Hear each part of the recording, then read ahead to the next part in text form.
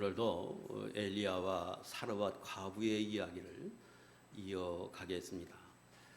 오늘 본문 17절과 18절에 보면 그 이후에 그 집 주인 되는 여인의 아들 그랬는데, 그러면 그 사르밧 과부가 되겠죠. 그 과부의 아들이 병이 들었고 위중하다가 숨을 거두었습니다. 그러자 여인이 엘리야에게 나와서 애통하며 말하기를, 당신이 나와 더불어 무슨 상관이 있기로 내게 내 죄를 생각나게 하고 또 내 아들을 죽게 하려고 내게 오셨나이까? 이러면서 엘리야에게 자기의 그 애통함을 토로했습니다. 자, 이 내용을 조금 살펴보면 몇 가지 정리할 게 있는데요. 첫 번째 본문에서 강조하는 것은 시기를 강조했습니다. 17절 이 일 후에. 다시 말하면 이전에 엘리야가 지금 사르밧 과부 집에 왔고, 그 사르밧 과부가 극한 가난 속에 있었는데 그 엘리야로 인해서 그 집에 먹고 사는 문제가 해결이 됐습니다. 이 사건 이후에 이 일이 있었다, 그 말은 엘리야도 그렇고 사르밧 과부도 하나님이 자신들에게 하셨던 말씀이 사실이구나. 그리고 그 하나님은 모든 것들을 주관하시고 살아계신 분이구나. 그리고 적어도 사르밧 과부가 그 엘리야를 바라볼 때 이 사람은 정말로 하나님의 선지자가 맞구나. 그의 입을 통해서 하신 말씀이 이게 진실하구나 하는 것들을 깨닫고 난 이후에 오늘 이 사건이 있었다는 겁니다. 자, 또 이 과부의 아들이 죽었는데, 보통은 그가 몇 살에 또 어떤 질병을 통해서 또 어떤 과정을 통해서 죽었다, 이런 것들을 좀 설명할 필요가 있을 것 같은데 그런 것들 다 생략해버리고 죽었다 이렇게 간단하게 언급을 합니다. 그 말은 본문에서 말하고 싶은 것은, 중요한 것은, 핵심은 죽었다, 이걸 강조하고요. 18절에 여인이 지금 엘리야에게 나와서 그 한 말 속에서 우리가 몇 가지를 알 수 있는데, 첫 번째는 자기 집에 엘리야가 오고 난 이후에 그 엘리야와의 관계 속에서, 교제 속에서 죄가 무엇인가를 깨닫게 됐다. 죄가 생각났다, 이렇게 말하지요. 그거 당연한 것은 엘리야가 지금 사르밧 과부 집에 온 이유가 이 세상에 타락해서, 다시 말하면 이스라엘 백성이 극하게 타락을 해서 하나님이 노하셨고, 그로 인하여 상당한 기간 동안에 기근이 있을 것이라고 예언하게 하십니다. 그 일을 하면서 머무는 곳이 사르밧 과부 집이죠. 그러니까 당연히 그 어느 정도 시간이 지나면 그 과부와 대화하면서, 하나님은 이 세상을 창조하신 분인데 그분을 이스라엘 백성에 섬기라고 택해 줬는데 그들이 타락했다. 하나님을 섬기지 않고 바알을 섬김으로 하나님이 진노하셔서 지금 이런 기근을 내렸다, 이런 얘기를 했겠지. 그때 그 여인이 듣고 있다가 그 여인도 그렇게 생각하지 않았겠습니까? 아니, 나도 지금까지 하나님을 섬기는 게 아니고 바알을 섬겼던 사람인데 이 일이 하나님 앞에, 내가 몰랐던, 내가 확실하게 이번에 깨달은 그 참신이 하나님인데 하나님 앞에는 죄가 되는구나, 당연히 깨달았겠죠. 또 그 여인의 말 속에서 죄가 생각나고 죄가 무엇인지 당신을 통해서 내가 알게 됐는데 그 죄로 인해서 내 아들이 죽었다, 지금 그렇게 그는 믿고 있어요. 그 말이지. 당신이 나하고 무슨 상관이 있기에 우리 집에 와서 나로 죄가 생각나게 하고 그로 내 아들을 죽게 합니까? 그 말은 지금 아들이 죽은 그 아들 죽음은 죄로 인하여 왔다고 그는 확신하고 있어요. 또 세 번째는 당신과 내가 무슨 상관이 있느냐 그 말은 나는 하나님을 섬기는 사람이 아니고 이방 사람인데 아니 왜 이스라엘 백성이 아니라 우리 집에 이방인인 내 집에 와서 나로 하여금 하나님을 알게 하고 죄가 생각나고 네 아들을 죽게 하느냐. 난 하나님 백성 아니지 않느냐 그 말입니다. 자, 이 애통 지금 아들을 잃고 난 이후에 자기의 마음속에 있는 것들을 토로한 거예요. 그 속에서 우리가 깨달아야 할 게 있습니다. 첫째, 그의 아들에 관한 말, 그리고 그 아들이 지금 죄로 인하여 죽었다고 말하는 그 사르밧 과부의 그 말은 진리예요. 그러니까 그는 너무나 큰 슬픔을 당해서 그 아들이 죽어서 죄가 무엇인지를 알게 됐고 그리고 죄의 결과가 어떤 것을 가져다 주는지를 그는 지금 깨닫고 있어요. 그래서 이 여인의 입장에서 보면 이스라엘 백성이 아니 오늘 예수 믿는 저와 여러분이 깨닫는 그 깊은 진리를 이 여인은 그 슬픔 속에서 깨달았어요. 로마서 5장 12절에 보면 이렇게 말씀합니다. 시작. 그러므로 한 사람으로 말미암아 죄가 세상에 들어오고 죄로 말미암아 사망이 들어왔나니 이와 같이 모든 사람이 죄를 지었으므로 사망이 모든 사람에게 이르렀느니라. 진리예요. 아담과 하와가 죄를 지었어요. 그 이후에 모든 사람들이 다 한결같이 하나님 앞에 죄를 범함으로 그로 인하여 인간이 죽게 됐고 그 죽음이 우리 앞에 운명으로 다가왔어요. 이건 피할 수 없는 거예요. 근데 이게 성경인데 이 여인은 지금 엘리야의 교제 속에서 그리고 자기의 아들이 죽은 사건을 통해서 비로소 이걸 깨달아요. 죄가 무엇이냐? 그것은 창세기 2장 16절과 17절에 우리가 잘 아는 것처럼 하나님이 최초의 사람을 만드시고 제일 거룩한 것, 제일 좋은 에덴 동산을 만드시고 다 누리고 살라. 다만 선악과는 따먹지 말라. 그러면 반드시 정령 죽는다. 이게 하나님의 말씀이죠. 근데 인간이 그걸 범했어요. 그것이 죄였고 그 이후로 하나님의 말씀대로 죽음이 왔어요.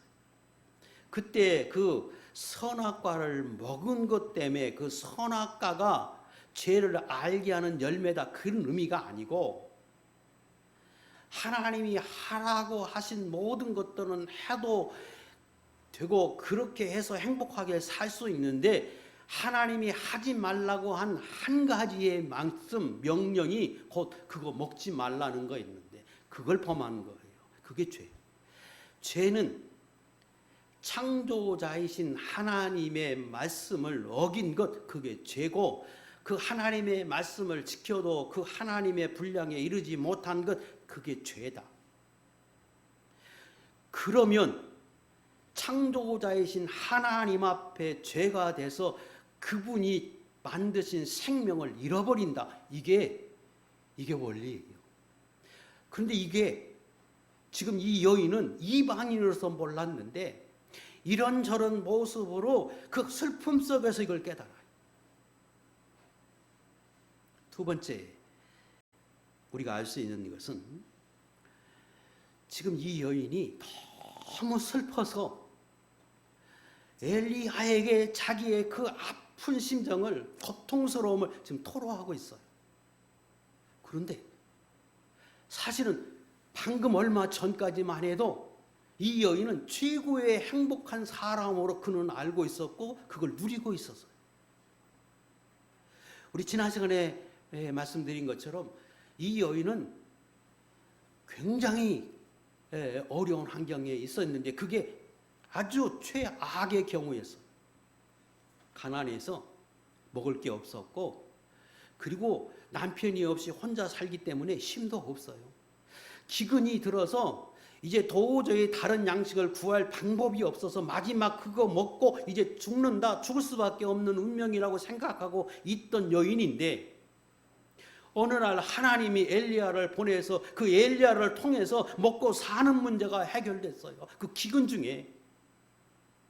그러니 이 여인은 너무너무 기쁘고 너무너무 행복했을 건데, 그걸 경험하고 체험하고 지금 알고 어느 정도 지나고 있는데, 어느 날 갑자기 자기 아들이 죽으니까 지금 한순간에 돌변해가지고 이 아픔을 토로하고 있어요. 뭘 말하느냐? 인간의 진정한 복은 먹고 사는 문제, 그래서 이 땅에서 편안하게 불편함 없이 누리고 사는 것이 인간의 진정한 행복이냐? 그게 아니라는 거예요. 그렇게 누려봤는데 그게 곧 아들이 죽음에 직면하니까 그게 아무것도 아니고 한순간에 자기는 제일 불행한 사람으로 전락돼 버렸어요. 그걸 경험했어요. 우리가 이 땅에 사는 동안에 내 먹는 문제가 해결이 되고 부하고 또 부족함이 없이 살면 제일 행복이고 그것이 최고라고 생각해요. 아니, 그걸 꿈꾸고 우리가 살아요. 그런데 실상은 그게 진정한 행복이 아니라는 거예요. 그게 진정한 복이 아니라는 거예요.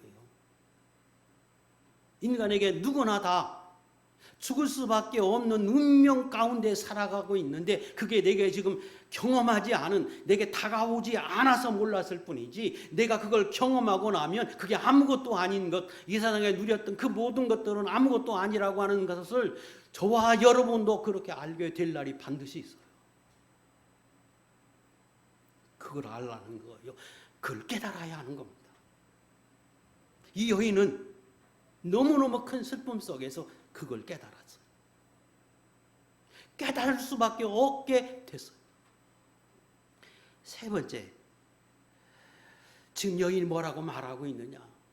아니, 당신과 나는 아무 상관이 없는데, 나는 하나님을 알지도 못한 사람인데 왜 당신이 우리 집에 와서 나로 하여금 이런 아픔을 경험하게 하느냐? 그렇게 토로하고 있는데, 사실은 하나님이 그 많은 사람들 중에 그 사르밧 과부를 주목하고 하나님이 쓰시는 엘리야 선지자를 그 집에 보낸 거예요.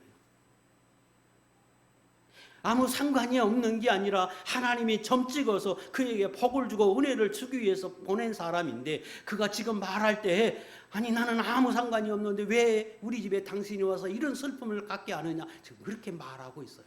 그러나 하나님은 그에게 진정한 복을 주시기 위해서 엘리야를 보냈고 지금 그 아픔을 경험하고 있습니다.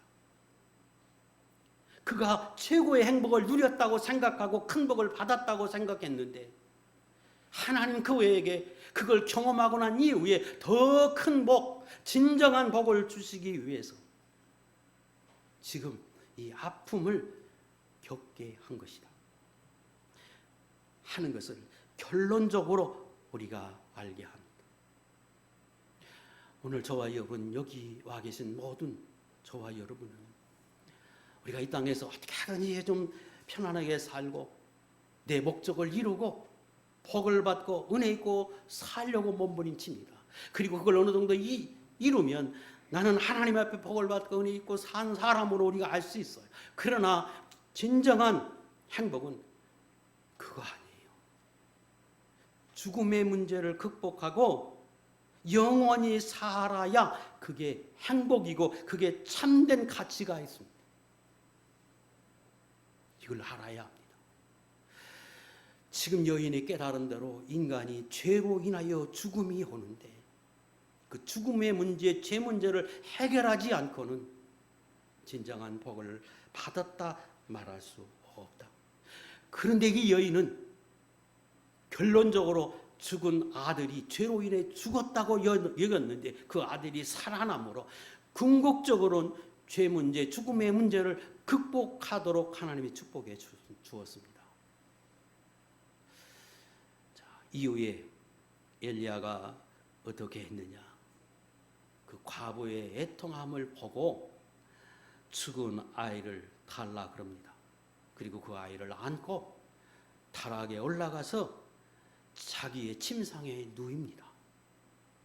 그리고 그 아이의 몸에 자기 몸을 3번 겹쳐서 그 위에 자기의 몸을 겹쳐서 그렇게 3번을 간절히 하나님 앞에 기도할 때 하나님이 그 아이를 살려주었고 그리고 마침내 그 아이를 사르밧 과부에게 도로 내줍니다. 그때 여인이 엘리야에게 내가 이제 당신은 하나님의 사람이시요 당신의 입에 있는 여호와의 말씀이 진실한 줄 아노라 이렇게 고백합니다. 이것이 오늘 본문의 말씀입니다. 본문을 통해서 또 어떤 교훈을 얻어야 하느냐, 크게 2가지 차원에서 우리가 교훈을 얻어야 하고 얻을 수 있는데, 첫 번째는 엘리야 선지자를 통해서 교훈을 얻을 수 있습니다. 엘리야가 궁극적으로 사르밧 과부의 아들을 살렸습니다. 그런데 그 아들의 죽음은 적어도 사르밧 과부가 생각할 때는 죄의 문제로 인하여 죽었다고 여겼는데 그 아이를 살렸어요.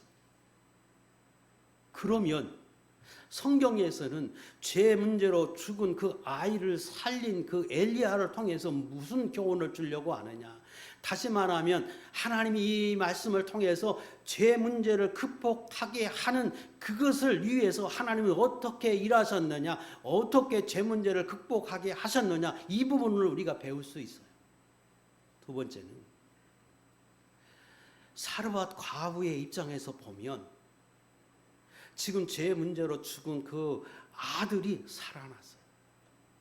그러면 어떻게 해서 그걸 극복할 수 있었느냐, 우리 인간 편으로 어떻게 해서 그 은혜를 입을 수 있느냐, 이 부분을 살피고 또 교훈을 얻을 수 있고 얻어야 합니다. 자, 2가지 관점에서 첫 번째 엘리야를 통해서 좀 살펴보겠습니다. 이 본문을 어떻게 보면 엘리야가 죽은 아들을 안고 가서 열심히 간절하게 기도하니까 아이가 살아나므로 엘리야를 통해서 이 아이가 살아난 것으로, 다시 말하면 엘리야가 죽은 아이를 살린 것처럼 외적으로는 보이는데 실상은 이 아이를 살린 것은 하나님이셨습니다.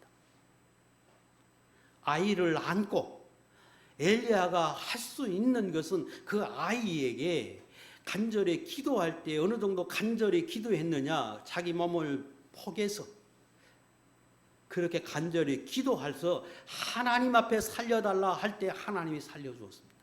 그래서 본문에서 살게 하심이 하나님이셨다 하는 것을 우리가 일단 알아야 하고, 그리고 하나님이 살리셨지만 엘리야라고 하는 선지자를 통해서 그 죽은 아이를 살렸습니다.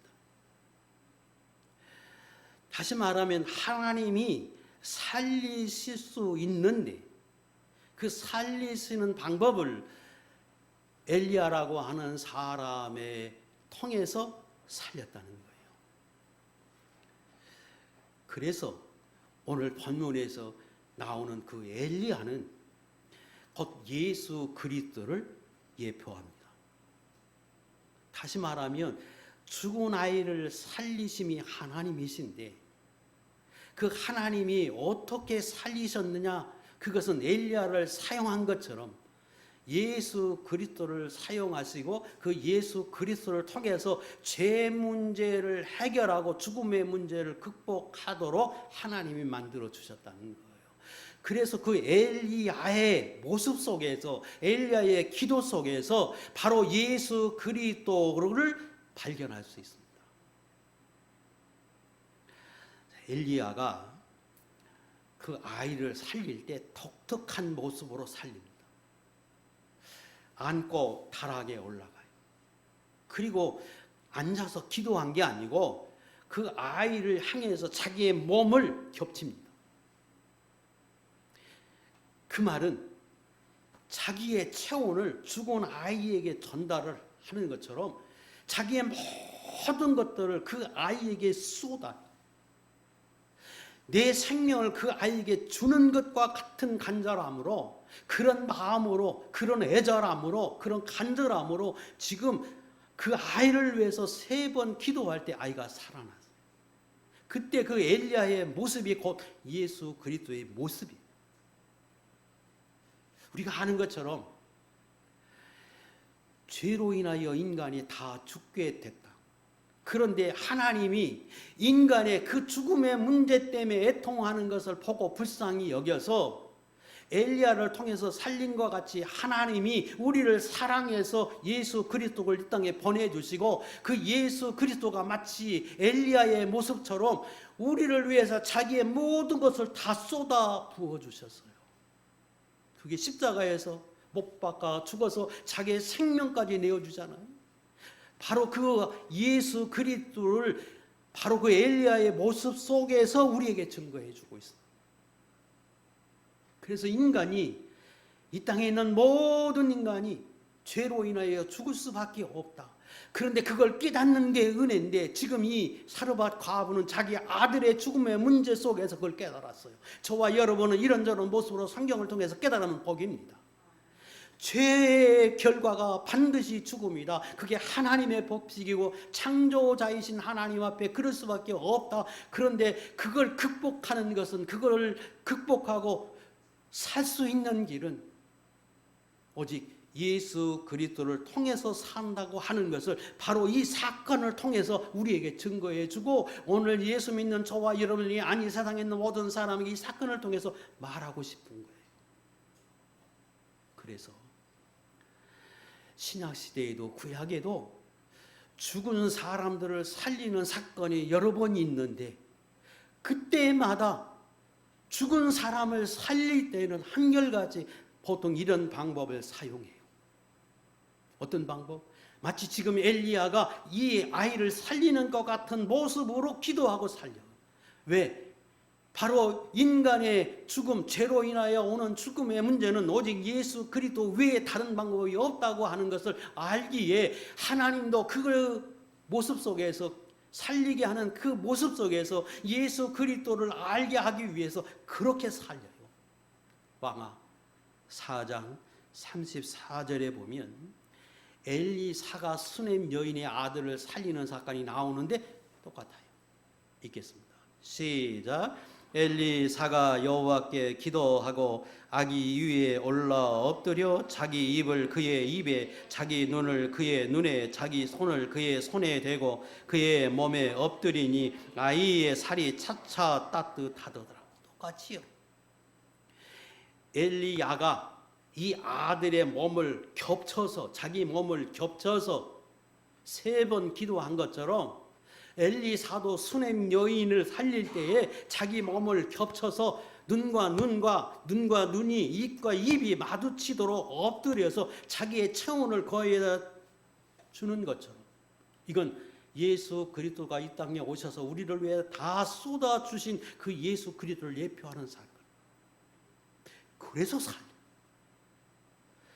신약시대 때에도 이랬습니다. 사도행전 20장 9절로 10절에 보면 유두고라고 하는 청년이 창에 걸터 앉아 설교를 듣다가 오래 지나니까 그가 떨어져서 죽습니다.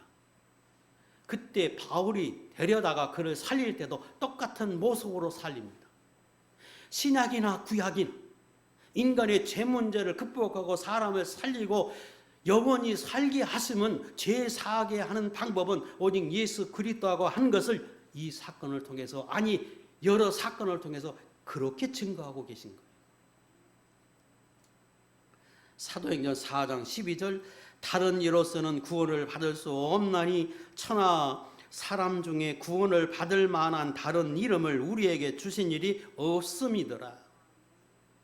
그러면 왜 예수 그리스도 외에 다른 것으로는 죄의 문제를 극복할 수 없느냐? 히브리 9장 22절에 하나님이 말씀하시기에 인간의 죄로 인하여 죽은 그 문제가 죄로 인하여 왔는데 그 죄를 없애야 하는 것은 살 수 있는 방법은 피를 흘려야 한다.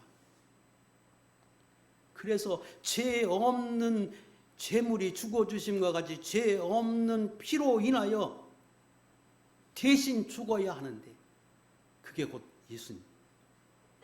죄 없이 모든 인간들을 대신해서 죽어야 할 그렇게 큰 제물은 하나님의 아들 예수 그리스도, 그분이 유일해요. 그래서 그분으로 인하여 죄 문제를 극복하고 영원히 살 수 있다. 성경은 그렇게 말씀하고 그걸 지금 증거하고 계십니다. 그리고 이 단순한 진리 같은데 이걸 인간들이 받아들이지 않고 믿지 않기에 하나님은 여러 가지의 사건을 통해서, 이적을 통해서 하나님을 바라보게 하고 이 진리를 깨달아지도록, 깨달아 가도록 역사에 가셨습니다. 빌립보 1장 23절로 24절 이 말씀 좀 읽겠습니다. 시작. 때가 그들 사이에 끼었으니 차라리 세상을 떠나서 그리스도와 함께 있는 것이 훨씬 더 좋은 일이라 그렇게 하고 싶으나 내가 육신으로 있는 것이 너희를 위하여 더 유익하니라. 인간이 죄로 인하여 죽는데 그 죄를 극복하고 영원히 사는 것은 바로 예수 그리스도를 믿음으로 산다. 이게 진리이고 이걸 깨달은 사람들은 죄 문제를 극복합니다. 그러므로 예수 믿는 사람들은 죽음을 극복한 사람들이라고 말해. 그리고 그것을 경험하고 체험하고 아는 사람들은 죽음을 두려워하지 않습니다.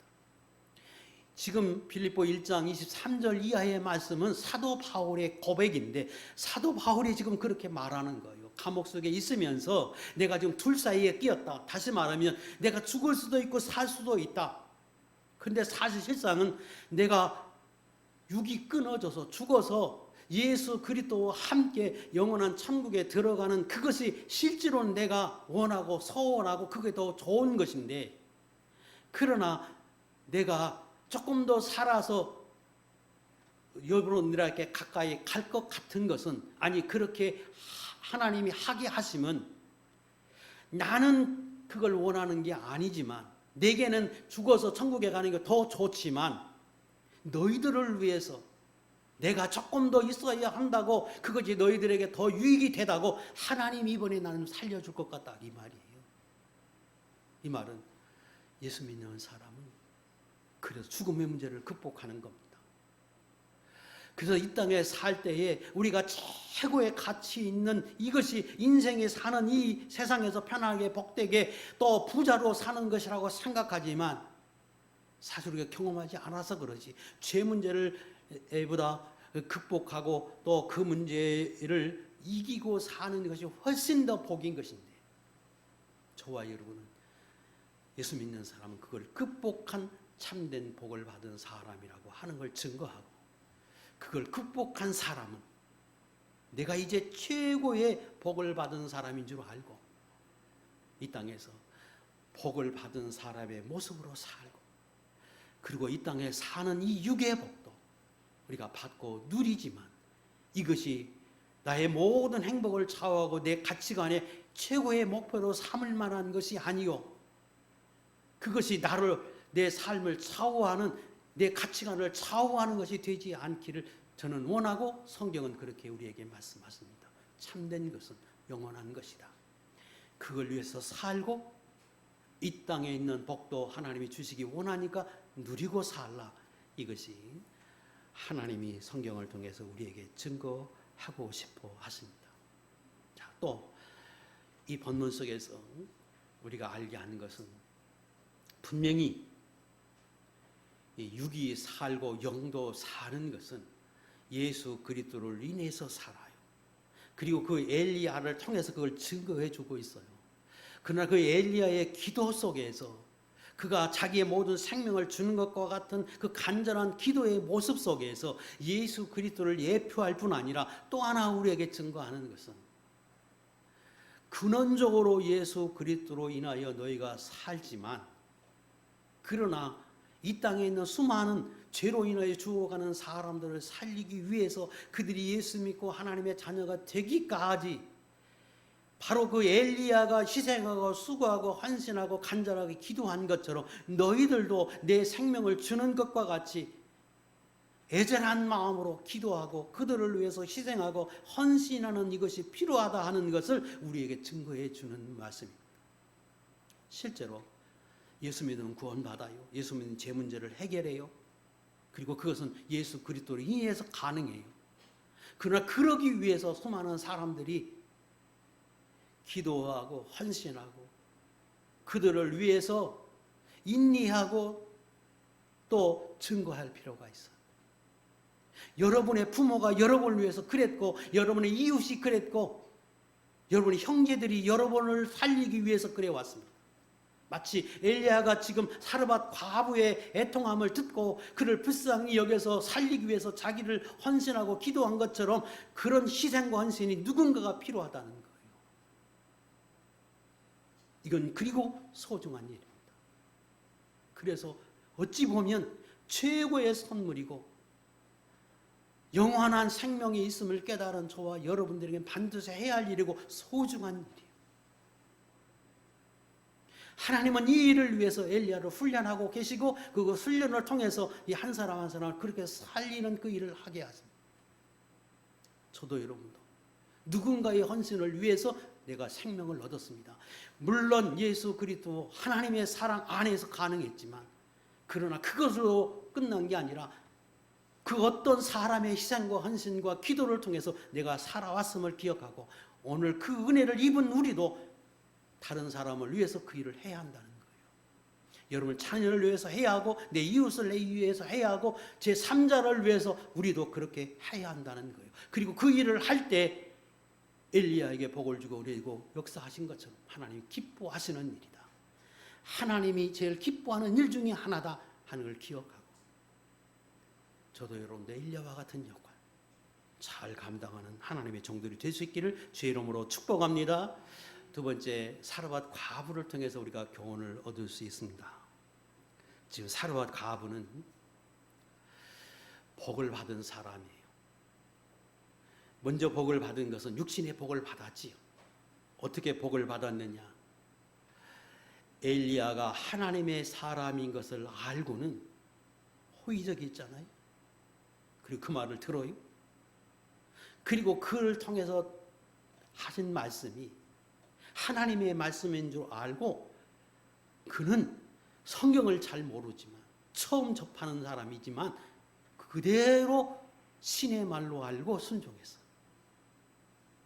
그랬더니 그의 말대로 돼서 기근이 끝나가까지 양식이 떨어지지 않았어요. 그것이 유괴의 복을 받는 비결이었어요. 하나님의 말씀이 뭐냐? 성경이 하나님의 말씀입니다. 오늘날에도 우리께 살 때 우리가 유괴의 복을 받아요. 유괴의 복을 받는 비결이 성경에 있어요. 그걸 그 하나님의 말씀으로 알고 여인처럼 살 때 그 말씀대로 이루어지는 거예요. 두 번째, 이 여인이 거기서 끝나지 않고 하나님은 그 유괴의 복을 통해서 엘리야가 진짜 하나님의 사람이구나, 하나님의 살아계신 분이구나 하는 것을 깨닫게 하고는 그 이후에 뭘 알게 했느냐? 죄 문제를 다뤄요. 그런데 인간이 죄로 인하여 죽을 수밖에 없다. 그 죄 문제를 다루고 영원히 살 수 있는 길도 성경을 통해서 우리에게 말씀해 주었어요. 죄가 무엇이다? 성경을 통해서 우리에게 알게 해요. 그 죄 문제를 극복하는 게 뭐다? 성경에서 말씀해요. 그게 예수 그리스도를 믿는 거예요. 그래서 마치 그가 육의 복을 받은 것처럼 그 말씀을 믿고 예수 그리스도를 영접하고 바로 예수 그리스도가 나를 위해 죽어 주셨다고 하는 사실, 그로 인해서 우리에게 생명을 주고 영원히 살 수 있는 길을 열어주었다고 하는 사실을 믿고 의지할 때 비로소 그 영의 복도 그 말씀대로 받는 거예요. 그런데 그 두 문제는 별개예요. 육의 복을 받기 위해서 육의 복으로 말씀하신 것을 믿고 육의 복을 받았지만 그 죄 문제를 극복하기 위해서는 자기가 죄인임을 알아야 해요. 이게 첫 번째. 내가 죄임을 알아야 죄 문제가 극복할 수 있는 거예요. 요한일서 1장 10절 읽겠습니다. 시작. 만일 우리가 범죄하지 아니하였다 하면 하나님을 거짓말하는 이로 만드는 것이니 또한 그의 말씀이 우리 속에 있지 아니하니라. 나는 죄가 없다. 그렇게 말하는 사람은 두 가지를 잘 모르고 있다는 거예요. 첫째, 하나님의 말씀이 하나님이 그 사람에 없는 거예요. 죄가 뭔지 모르는 사람이요. 성경에서 분명히 죄는 창조주이신 하나님이 세상을 만드셨다. 그리고 그 하나님의 법칙에 어긋나는 것, 그 하나님의 말씀을 어기는 게 이게 진짜 죄다. 인간이 이 땅에 살아서 양심을 어기고 뭘 잘못했고, 물론 그게 넓게 보면 죄지만 제일 큰 죄는 창조자이신 하나님을 거역하고 섬기지 않는 것, 그게 피조물로서 제일 큰 죄다. 그 말씀을 어기는 게 죄다. 이게 성경인데 그걸 모르는 사람의 말이다. 나는 착하게 살았다. 난 죄가 없다. 그거는 성경을 모르는 사람, 말씀이 없는 사람이다 하는 증거고, 두 번째, 모든 인간이 죄가 있다고 하는 그 하나님의 일을 거짓말쟁이로 만드는 것이다. 저는 저와 여러분이 성경을 통해서 죄가 뭔지 깨달았고 알아요. 그걸 인식한 사람만이 죄 문제를 해결할 수 있다는 거예요. 당연하지 않아요? 그게 하나님의 말씀입니다. 그리고 해결하는 방법도 우리에게 말씀하세요. 누가복음 5장 31절 32절, 죄 문제를 해결하기 위해서 반드시 자기가 죄인인 걸 알아야 한다. 시작. 예수께서 대답하여 이르시되 건강한 자에게는 의사가 쓸데없고 병든 자에라야 쓸데있나니 내가 의인을 부르러 온 것이 아니요 죄인을 불러 회개시키려 왔노라. 의인과 병자를 지금 비유했어요. 의원은 병든 사람에게 필요한 거예요. 병이 없는 사람에게는 의사, 병원이 아무 의미가 없어요. 그리고 여기서 말하는 의사는 또 그 병든 사람은 뭘로 지금 비유하느냐? 병든 사람은 죄인. 그리고 의인은 그 죄인을 치료할 수 있는 주님을 말해요.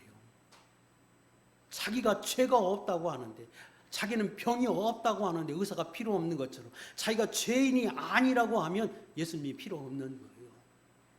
그렇잖아요? 그래서 죄 문제를 극복하고 죽음의 문제를 극복하고 살려면 하나님을 섬기지 않은 그 무서운 죄, 하나님의 말씀에 살지 못한 그것이 죄인 줄 알아야 한다. 그리고 요한일서 1장 9절, 만일 우리가 우리 죄를 자백하면 그는 미쁘시고 의로우사 우리 죄를 사하시며 우리를 모든 불의에서 깨끗하게 하실 것이요. 그리고 죄를 고백하는 거예요. 예, 내가 하나님이 창조주신데 내가 하나님을 모르고 섬기지 못하고 내가 살았습니다. 고백하는 거예요. 그리고 그 고백으로 끝난 게 아니라 공의의 하나님이 그것을 사하게 하기 위해서는 피 흘려야 된다. 그래서 그 피 흘리기 위해서 예수님이 오셨다고 하는 걸 믿는 것. 그것이 우리의 죄를 극복하는 비결이요. 죄사함을 받고 하나님의 자녀가 되고 은혜 입는 비결이다. 이것을 알게 하십니다. 비로소 사르밧 가부가 그 고통 속에서, 아픔 속에서 그걸 깨달아요. 두 번째, 예수 그리스도를 믿는 믿음이 있어야 돼요. 첫 번째, 죄인임을 깨달아야 하고 그 다음에 믿는 믿음이어야 해요. 제가 설명드렸어요, 앞에서. 믿음은 하나님의 말씀을 믿는 거예요. 하나님을 믿는 거예요.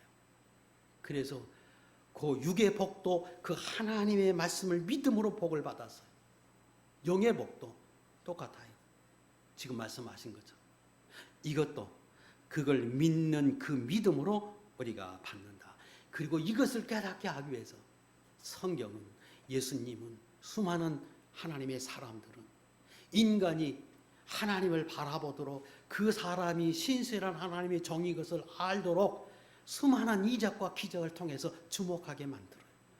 그리고 그들을 통해서 하나님을 보게 하고 하나님의 말씀을 듣게 하고 그 말씀대로 살게 해요. 궁극적인 목적은 인간의 영혼의 구원을 위해서 죄사함을 받고 하나님 앞에 영원하게 하나님의 자녀로서 사는 것을 살게 하기 위해서 예수님도 그렇게 하고 수많은 성경의 많은 유인들이 그렇게 하세요. 요한복음 20장 30절 31절 시작. 예수께서 제자들 앞에서 이 책에 기록되지 아니한 다른 표적도 많이 행하셨으나 오직 이것을 기록하면 너희로 예수께서 하나님의 아들 그리스도이심을 믿게 하려 함이요 또 너희로 믿고 그 이름을 힘입어 생명을 얻게 하려 함이니라. 이게 성경을 기록한 목적이기도 해요. 수많은 기적과 이적의 목적이기도 해요. 하나님 앞에 기도해서 육의 복을 받게 하는 목적이기도 해요. 거기서 끝나지 말고 영의 복도 받고 육의 복도 받는 사람이 되라고 말씀하십니다. 그래서 세 번째 이연 사르밧 과부를 통해서 알 수 있는 것은 바로 엘리야가 예수 그리스도를 예표하는 것처럼 사르밧 과부는 오늘 신약의 예수 믿는 성도들을 예표합니다. 생각해 보세요. 하나님 이스라엘 백성을 사랑해요. 근데 이스라엘 백성들이 하나님을 버려버렸어요. 우상을 적극적으로 섬겨요. 그리고 하나님의 말씀을 듣지도 않고 선지자가 갖고 하나님의 역사가 나타난다고 해도 주목하지도 않아요. 그러니까 그 다음에 하나님이 쓴 방법은 어떻게 했느냐. 그 세상을 다 둘러보시고 믿음의 사람 사르밧 과부를 주목해서 그 사람에게 선지자를 보내요. 그게 하나님의 방법이었잖아요. 오늘 저와 여러분이 어떻게 구원을 얻느냐. 구약의 이스라엘 백성을 사랑하셨어요. 그리고 그들에게 수많은 이적과 기적을 행했어요. 그랬더니 이스라엘 백성이 타락해서 예수 그리스도 하나님의 아들이 오신 예수 그리스도를 거절하고 바라보지 않아요. 그래서 하나님이 쓴 방법은 그리고는 시선을 주목을 어디에 하느냐. 이스라엘 외에 이 세상에 있는 이방인들에게 주목하고 오늘 하나님의 말씀을 들려줄 때 그 말씀을 믿는 저와 여러분들에게 들리게 해서 사르밧 과부가 제 문제를 극복하고 산 것처럼 오늘 저와 여러분이 살 수 있는 길을 열어주었어요. 그래서 이 사르밧 과부는 신약의 성도들을 예표하는 거예요. 로마서 11장 11절 12절 시작. 그들이 넘어짐으로 구원이 이방인에게 이르러 이스라엘로 시기나게 함이니라. 그들의 넘어짐이 세상의 풍성함이 되며 그들의 실패가 이방인의 풍성함이 되거든. 그게 저와 여러분이에요. 그러므로 이걸 생각하면 생각할수록 이건 형용할 수 없는 은혜예요. 구약의 사르밧 과부에게 하나님이 주목하셔서 있을 수 없는 일과 같은 일들을 하나님의 베푸심과 같이 마치 엘리야를 그 사르밧 과부에게 보내서 그로 하나님을 바라볼 수밖에 없도록 제 결과가 얼마나 엄중한 것을 알도록 이런저런 모습으로 알게 해서 궁극적으로 육의 복과 영의 복을 받게 하신 것처럼 하나님은 수많은 일들을 통해서 수많은 사람들을 통해서 저와 여러분들에게 이렇게 역사하셨다는 거예요.